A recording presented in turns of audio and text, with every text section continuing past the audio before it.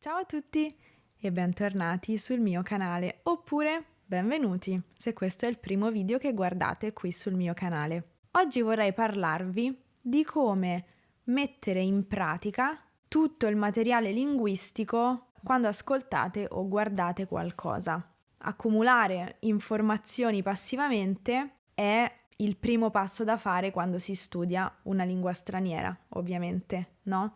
Anche perché senza questo primo passo è difficile poi andare avanti. Come posso creare frasi se non ho una base da cui attingere? Se non so come si forma una frase, come si struttura una frase in quella lingua? Come posso poi io creare una frase in quella lingua? Quindi è molto importante creare questo bagaglio di informazioni. È altrettanto importante saperlo utilizzare poi nella competenza attiva di una lingua. E questa è ovviamente la parte più difficile, perché molte di queste informazioni rimangono dentro di noi e fanno fatica ad uscire. Come possiamo quindi far uscire in forma di dialogo, in forma di parola, di conversazione, tutte le parole, le frasi, le strutture che abbiamo immagazzinato? Allora, ci sono vari modi. Alcuni di questi sono sicura che li conoscete già, però io li menziono perché magari qualcuno non li conosce e quindi ne parliamo oggi insieme. Vi parlerò principalmente di 3 metodi, 3 tecniche, se vogliamo, di studio che potete implementare sia quando studiate da soli in autonomia, sia quando studiate con qualcuno, con un compagno o una compagna di studio, con un tutor, con un insegnante, eccetera. La prima tecnica di cui vorrei parlarvi oggi è la tecnica dello shadowing. Shadowing significa fare l'ombra di qualcuno, sostanzialmente. Quindi, in che cosa consiste questa tecnica? Consiste nell'ascoltare una traccia audio oppure un video e cercare di emulare ciò che succede in quel video dal punto di vista linguistico. Quindi cercare di ripetere anche con la stessa intonazione ciò che viene detto. Quindi letteralmente essere l'ombra della persona che parla nel video o nell'episodio del podcast, per esempio.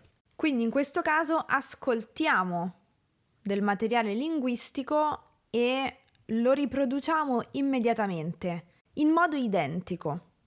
Ok? Quindi in questo caso non c'è molta indipendenza, non c'è molta creatività da parte dello studente, però in questa fase va bene così, nel senso che dobbiamo alternare varie fasi in cui possiamo essere creativi e indipendenti, creare in maniera totalmente autonoma in base a ciò che già sappiamo, e poi ci sono anche fasi in cui semplicemente dobbiamo esercitarci, stiamo studiando e quindi possiamo affidarci a del contenuto autentico. La seconda tecnica di cui vorrei parlarvi oggi è quella di leggere un libro e allo stesso tempo ascoltare l'audiolibro.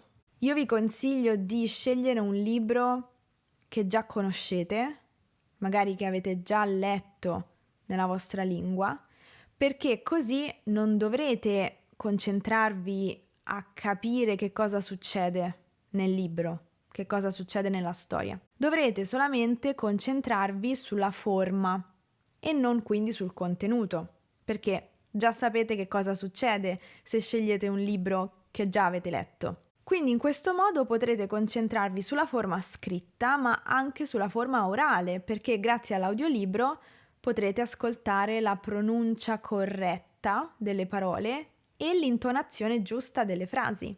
Allo stesso modo potrete anche ripetere ad alta voce, frase per frase, adottando la stessa pronuncia e la stessa intonazione.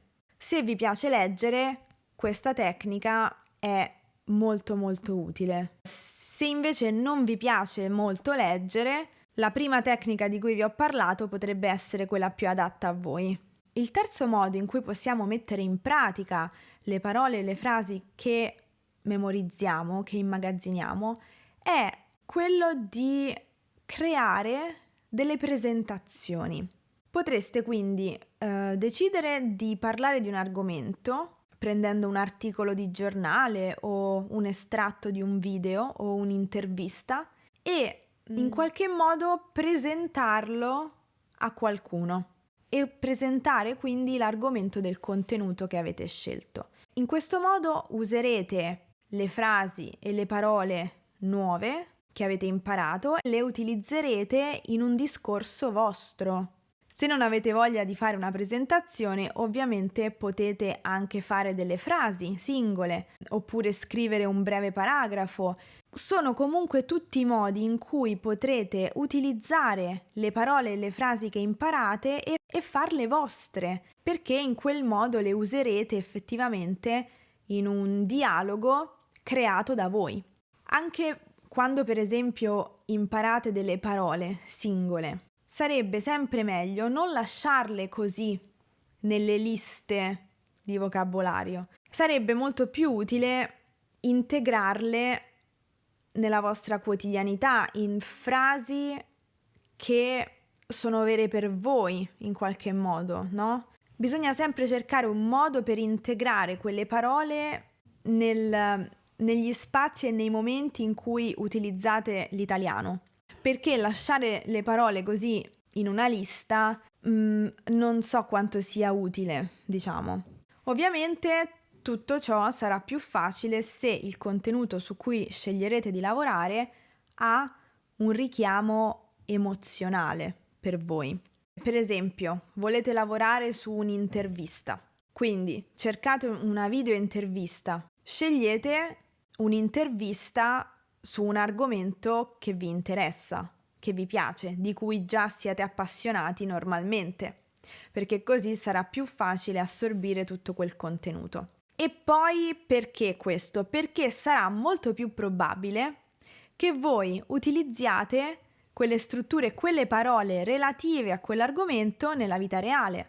Perché, per esempio, se il tennis vi piace, se siete appassionati di tennis e guardate un'intervista ad un giocatore di tennis, sarà molto più facile che poi voi usiate quelle parole, quelle strutture per parlare di tennis nella vostra vita reale, nelle vostre conversazioni vere, perché a voi piace il tennis e quindi nella vostra vita vi troverete spesso a parlare di tennis.